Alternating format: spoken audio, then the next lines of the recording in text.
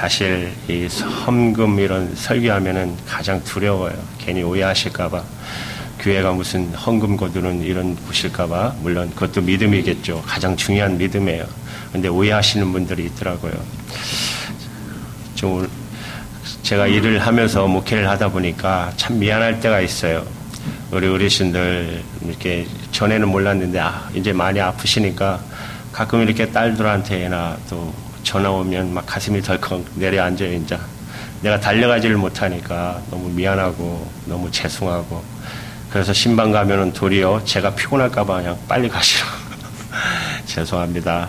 예, 제가 하나님의 은혜 가운데 이렇게 목회 첫 주일만 이렇게 설교하고 또 한 달에 한 번 이렇게 예배하는데 하나님의 은혜 가운데 빨리 또 잘 됐으면 좋겠어요. 그래서 여러분들 잘 더 섬길 수 있는 시간이 주어지기를 여러분 기도해 주시기 바랍니다. 하나님, 오늘 이 예배 가운데 계신 모두에게 정말 믿음의 기적과 감사의 기적이 일어나게 해주시기를 축복합니다. 하나님 정말 신뢰함으로 또 하나님을 정말 경외함으로 내 삶의 모든 것을 새로운 눈으로 보게 되면 그 가운데서 하나님이 하시는 일, 하실 일들을 보게 되고, 그리고 우리 안에 어떤 일이 일어나기 전에 먼저 감사의 기적이 일어나게 되는 것입니다. 느헤미야는 참 위대한 하나님의 사람입니다. 그는 이스라엘 백성이 하나님의 징계를 받아서 바벨론에 150년 동안 포로 생활을 하고 그리고 예루살렘 성벽을 재건해낸 사람입니다. 그런데 느헤미야가 예루살렘을 성벽을 재건하고 하나님 앞에 낙성식 예배를, 감사 예배를 드리기 전에 먼저 해야 할 것이 있다는 것을 알았어요. 그것은 이스라엘 백성들의 무너진 신앙을 다시 세운 다음에야 성벽도 의미가 있다는 것을 알았습니다. 그래서 느헤미야 8장, 9장, 10절에 보면 이스라엘 백성의 신앙 개혁을 위한 영적 대각성 운동을 느헤미야가 벌입니다.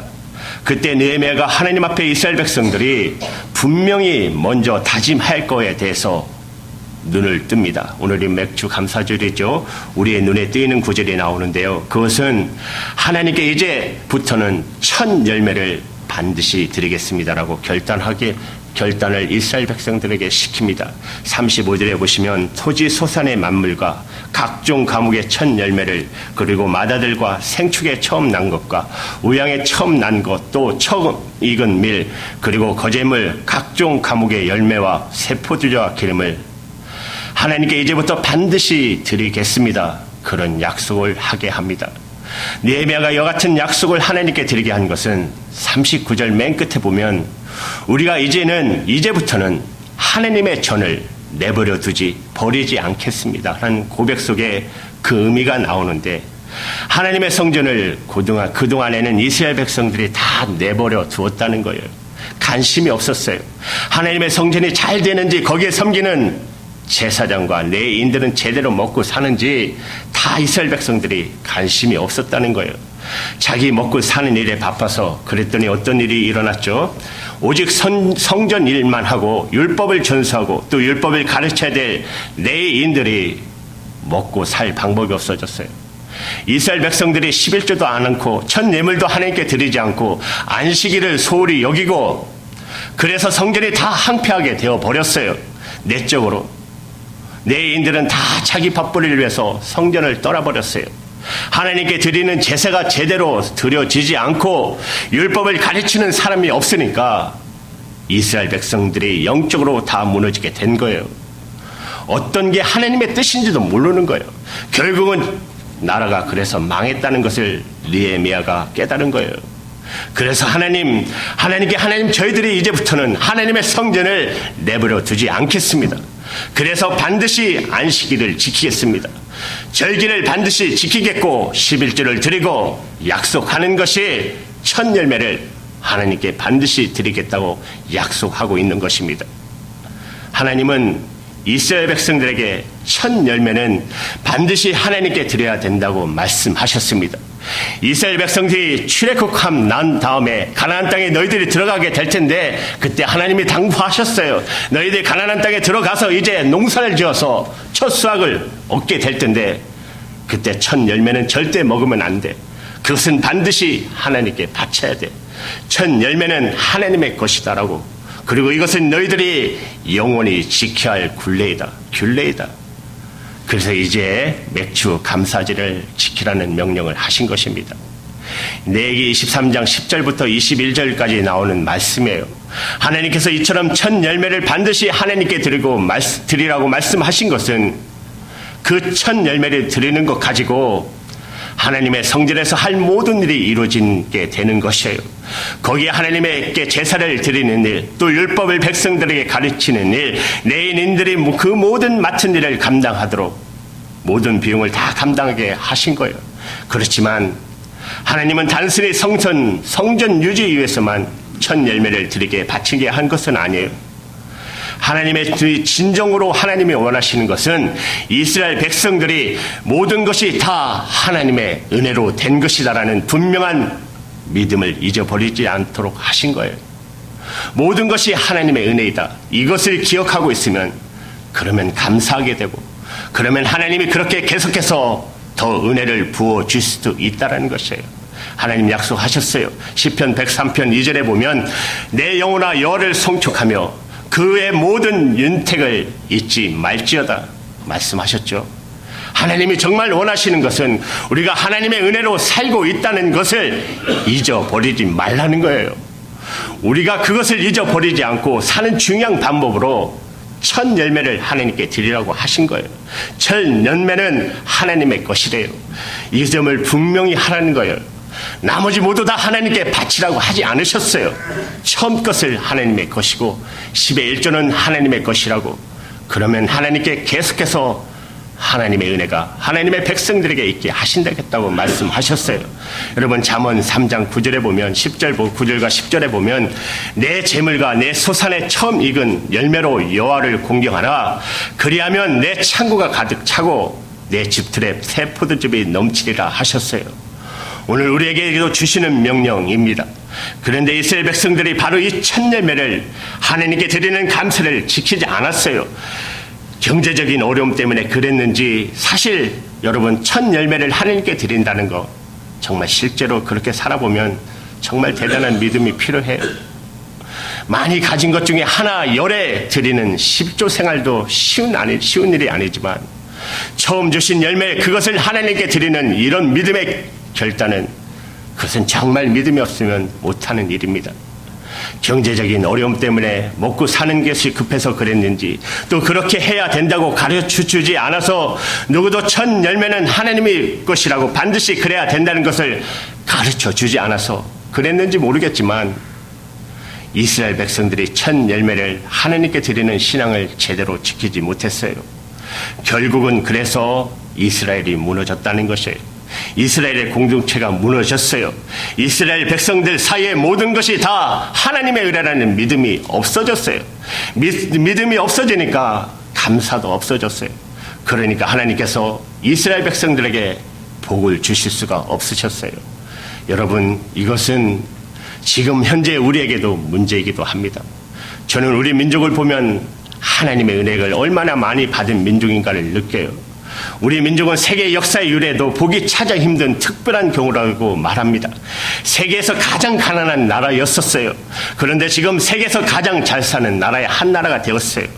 세계 역사에 이렇게 빠른 시간에 이렇게 바꿔진 나라는 없어요. 우리나라가 우리 민족에 특별히 뭘 잘해서 그랬을까요? 우리 민족에 특별히 뛰어난 것이 있어서 그랬을까요? 우리는 여전히 우리나라가 문제가 많다는 것을 느끼고 삽니다. 우리의 민족성이 문제가 많다는 것을 느끼고 살아요. 여러 가지 문제가 있다는 거 우리 스스로 느껴요. 전 세계를 둘러보면 우리 민족이 그렇게 잘 살 수 있는 특별한 이유를 찾아보기 어려워요. 하나님의 은혜입니다. 하나님의 은혜. 하나님이 우리 민족을 특별히 사랑하시고 축복하신 거죠. 요즘에 흔히 경제가 우리 민족을 살려낼 거라고 하는 말을 자주 들어요. 우리 민족이 이와 같이 된 것도 경제 부흥 때문이다. 그렇게 말해요. 이거 정말 두려운 일이에요. 왜냐하면 절대 그렇지 않기 때문에 그래요. 여러분 유럽이 무너지고 있잖아요. 하나님을 잘 믿어서 경제적인 부국이 되었던 나라들이 돈이 우상이 되어서 하나님을 떠나면서부터 여러분 무너지기 시작해요. 여러분 지금 정치적으로 혼란한 터키, 옛날에는 지중해 태양이라고 불렸던 최강국이었어요. 그때는 복음이 있었고 성령의 역사가 있었고 하나님의 말씀이 있었어요. 세계를 지배하던 도시였어요. 성경에 나오는 소아시아 7교회가 터키에 있었고, 그리고 노아의 방주가 있다고 하는 아라산이 그곳에 있고, 그리고 아브라함의 고향 하란도 터키에 있어요. 성경에 나오는 거의 대부분의 지명이 터키에 있었어요. 그런데 하나님을 떠나면서 그 나라와 그 도시가 아주 가난하고 불쌍한 나라가 되었습니다. 하나님을 떠난 그들은 우상을 섬겼어요. 여러분 기독교 방송에 터키 기독교 성지순례 때 봤는데 그 박물관 앞에다가 큰 수의 우상을 만들고 그걸 섬겨요. 얼마나 끔찍한 줄 알아요?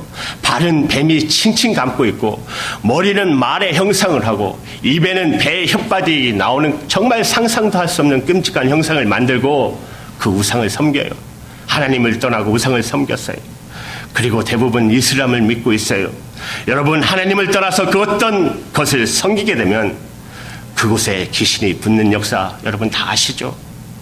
나무에 절을 하면 그 나무에 귀신이 붙고, 돌에 절하면 돌에 귀신이 붙어요. 그런데 지금 우리나라가 하나님이 우리 민족을 사랑하고 축복하신 것을 알지 못해요. 그리고 경제가 지금까지 우리나라를 이렇게 만들었다고 생각해요. 지금도 우리나라의 문제의 답은 경제에 있다고 생각을 해요. 하나님 대신에 경제가 돈이 우상을 받고 있는 것이에요. 이것도 역시 너무 두려운 일입니다. 하나님의 대심의 섬김을 받는 곳에는 여러분 반드시 악한 영이 역사합니다. 경제하다가 경제로 인해서 무너지게 돼 있어요. 하나님을 알지 못하는 사람은 깨닫지 못하지만 우리 예수 믿는 성도들에게는 이것이 정말 대단한 중요한 문제예요.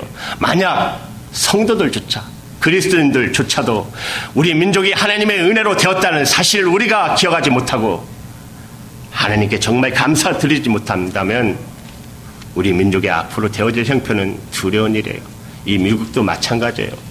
여러분 가장 잘 사는 부국 같죠? 한순간에 하나님이 치시면 무너지게 되어 있어요. 우상 섬기면.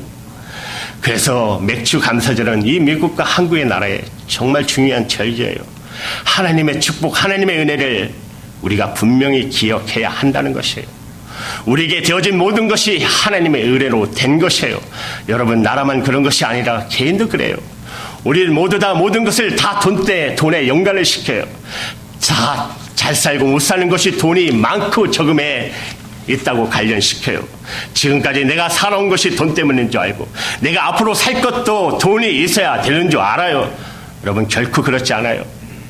하나님의 은혜로 되는 것이에요. 지금 우리 민족의 형편을 보십시오. 미국도 마찬가지로 아무리 경제가 발전해도 한순간에 무너질 수 있는 위기가 근데 우리 민족 가운데 있잖아요.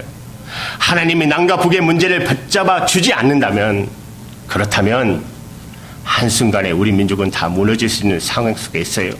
여러분 전쟁이 일어나서 누가 이기느냐 지느냐가 떠나서 전쟁하게 되면 두 나라 다 망하게 돼 있어요. 가장 가난한 나라로 전략할 수밖에 없어요. 우리 민족이 경제에 달려있습니까? 아직도? 하나님의 손에 있어요. 그것은 개인도 똑같아요. 우리가 욕심이 많아서 그렇지 정말 하나님이 우리의 눈을 열어주시면 우리에게 정말 감사할 제목이 너무너무 많잖아요. 우리가 이렇게 자유롭게 사는 것 자체도 여러분 제대로 까들지 못해서 그렇지 북한에 우리 그 간증만 들어도 얼마나 이 자유롭게 사는 것이 감사한 큰 제목이에요. 우리가 이렇게 예배하고 마음껏 기도하고 찬양할 수 있는 것이 전 세계 몇 나라가 되지 않아요. 우리가 거처할 집이 있고 오늘 먹을 음식이 있고 내가 일할 수 있는 일터가 있다는 것, 내 주변에 사랑하는 사람이 같이 있다는 자체가 말로 표현할 수 없는 감사의 제목입니다. 하나님의 은혜입니다. 그런데도 우리가 그것을 제대로 감사하고 살지 못합니다. 모든 것이 하나님의 은혜라는 것을 제대로 기억하고 못 산다는 그 말입니다. 그래서 하나님이 맥주 감사절을 주신 것입니다. 모든 것이 하나님의 은혜인 것을 다시 한번 분명히 하라는 거예요. 여러분 예수 믿는 사람이 성공했다고 세상 사람들 별로 놀라지 않아요. 예수 믿는 사람이 대통령 되었다고 우리나라 2명 되셨죠. 되었다고 세상이 놀라지도 않아요. 예수 믿는 사람이 재벌이 되었다고 세상 사람들이 그것 때문에 감동받고 놀라지 않아요. 그런데 너무나도 큰 고통 중에 있는데 그 고통 속에서도 무너지지 않고 오히려 감사하고 기뻐하고 찬송하는 사람이 되는 것을 볼 때 세상 사람들이 충격을 받아요. 사람들은 여러분 큰 예배당 때문에 놀라지 않습니다. 그러나 자기를 죽이는 사람을 향해서도 사랑하는 것을 보여줄 때 세상 사람들은 충격을 받게 될 수 있어요. 하나님께서 우리 민족을 왜 이렇게 사랑하실까? 우리 민족이 왜 이런 은혜를 주실까? 하나님께서 우리의 신앙의 선배 몇 분 때문에 우리 민족을 버릴 수 없고 우리 민족을 사랑하신다고 한다면 그 중에 한 분이 손양원 목사님일 거라고 저는 생각해요. 손 목사님은 자기 아들을 죽인 공산당을 십자가의 사랑으로 용서했고 양자 삼았던 분입니다. 사람들이 그걸 보고 사랑의 원자탄이라는 이름을 붙이기도 했죠. 송양원 목사님은 정말 감사의 사람이었어요. 하나님을 진짜로 믿었고 그래서 목사님은 어떤 형편에서도 감사할 수 있으셨어요. 목사님이 신사참배를 거부하고 5년 동안 옥사를 했었던 적이 있었는데 한여름 무더운 8월에 사모님이 병으로 쓰러졌다는 소식을 감옥에서 들으셨어요. 남편으로서 얼마나 마음이 무너지는 순간이었겠어요. 사모님에게 편지를 쓰십니다. 동인 어머니에게 이같이 뜨거운 여름날에 병으로 10가지 심하니 설상가상 어려움이 있겠습니다. 그러나 하나님의 사랑과 진리는 기후와 환경을 초월하는 것이니 마음을 평안히 가지시기를 바랍니다. 꽃이 피고 새우는 양춘 가절에만 하나님의 사랑이 있을 뿐만 아니라 백설이 분부한 엄동 혹한 중에도 하나님의 사랑은 여전하며 오곡백과가 성숙하는 가을에만 하나님의 사랑이 있을 뿐만 아니라 가만히 있어도 땀이 줄줄 흐르는 이 같은 떼약볕에서도 하나님의 사랑은 여전하며 온갖 귀한 그릇에 담긴 산의 진미를 먹을 때 하나님의 사랑을 찬미할 뿐 아니라 초라한 집에서 굶주리고 병든 처제도 하나님의 사랑을 찬양할지니 항상 기뻐하시고 범사에 감사하시기를 기도합니다. 당신의 신앙이 능히 병고를 극복할 것을 나는 믿고 안심합니다. 여보, 나는 솔로몬의 부귀보다도 욥의 고난이 더 귀하고 솔로몬의 지혜보다 욥의 인내가 더 아름다워 보입니다. 그것은 솔로몬의 부와 지혜는 나중에 타락의 원인이 되었으나 욥의 고난과 인내는 최후의 영화가 되었기 때문입니다. 사람의 영화는 최후를 보아서 알고 참다운 지혜는 제약을 떠남이 참다운 지혜이겠나이다. 평안과 기쁨은 만병의 보약이오니 모든 염려 주님께 맡기고 부디 병석을 떠나게 되기를 기도합니다. 1943년 8월 18일 손양원. 하나님께서 감사하는 성도를 보실 때 어떻게 그와 그가 속한 민족을 버리실 수 있겠어요? 정말 하나님은 정말 받으시기 원하는 것은 하나님의 은혜를 정말 믿고 그리고 감사하는 성도입니다. 감사가 살 길입니다. 우리 자신도 살 길이고 우리 민족도 살 길입니다. 여러분 경제 생활에 있어도 정말 하나님의 말씀대로 사셔야 합니다. 우리가 정말 하나님을 하나님으로 섬긴다면 하나님의 말씀대로 나는 다 지키고 사는지 이 점에 대해서 분명하게 하셔야 합니다. 여러분 맥주 감사절을 제대로 지키십니까?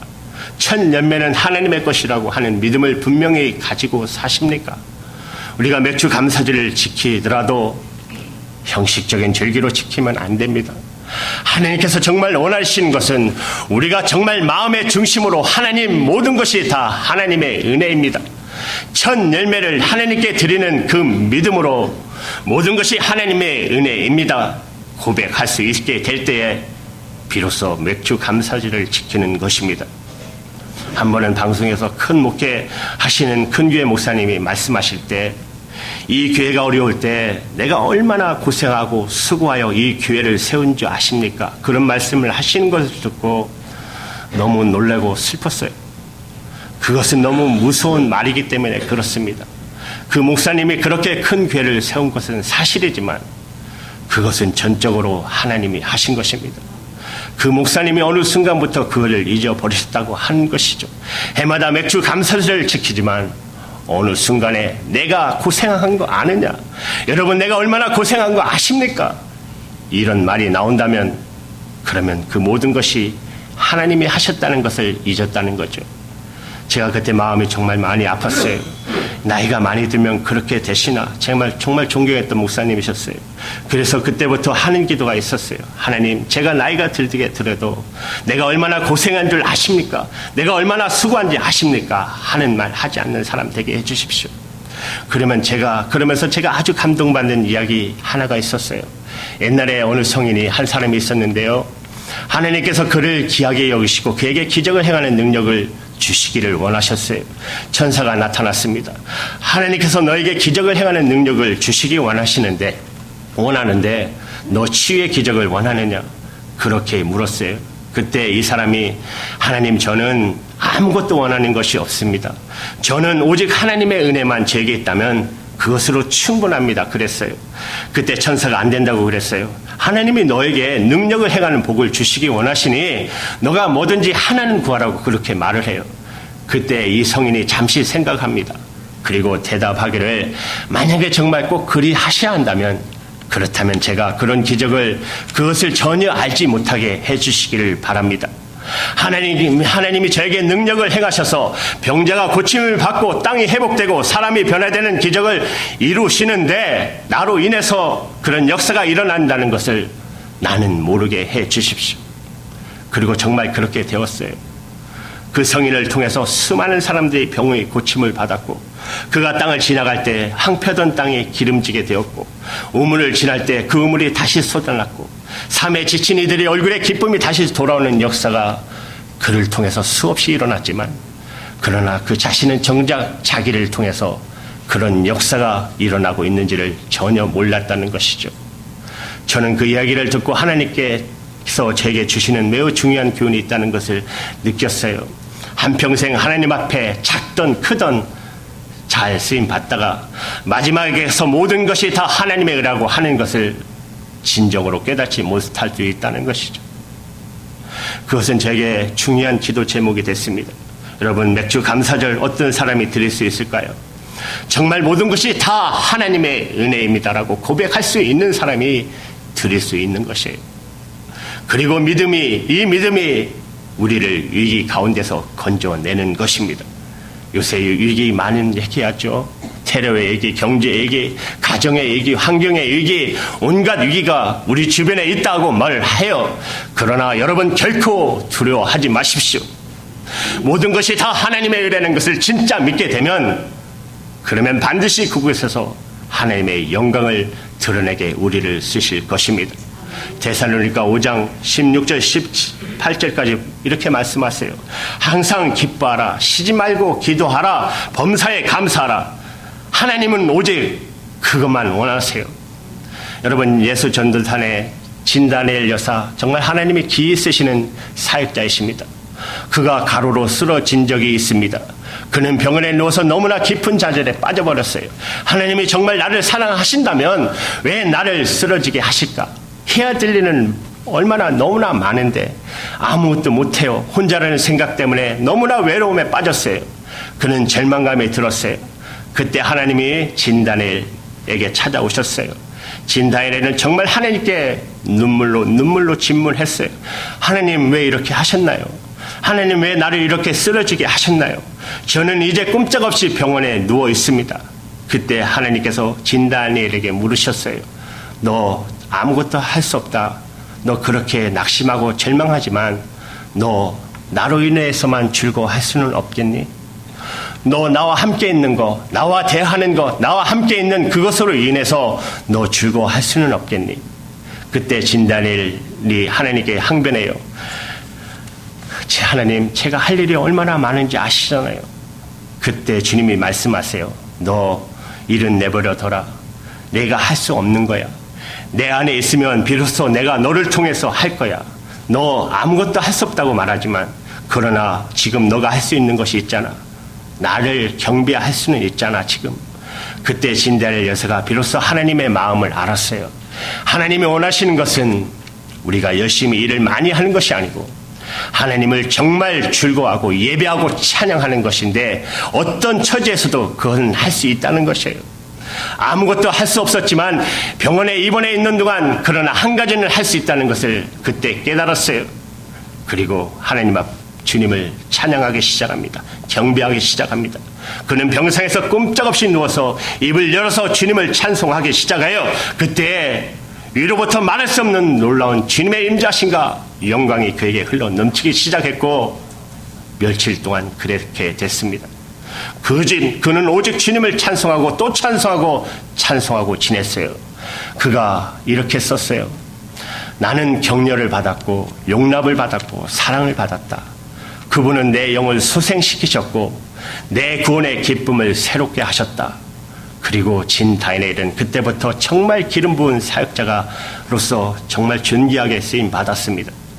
사랑하는 여러분, 모든 것이 하나님의 은혜라는 사실 여러분이 정말 믿게 될 때, 그리고 그것으로 주님을 감사하게 될 때 비로소 하나님은 여러분을 향한 계약을 온전히 이루실 수가 있습니다. 하나님이 부어주시기 원하는 놀라운 능력을 부어주실 수가 있습니다. 이제 여러분에게 묻겠습니다. 여러분 안에 있는 모든 것이 하나님의 은혜입니다 라는 고백이 있으십니까? 그렇다면 이제 하나님의 놀라우신 사랑과 하나님의 놀라운 은혜를 경험하실 것을 축복합니다. 기도하겠습니다.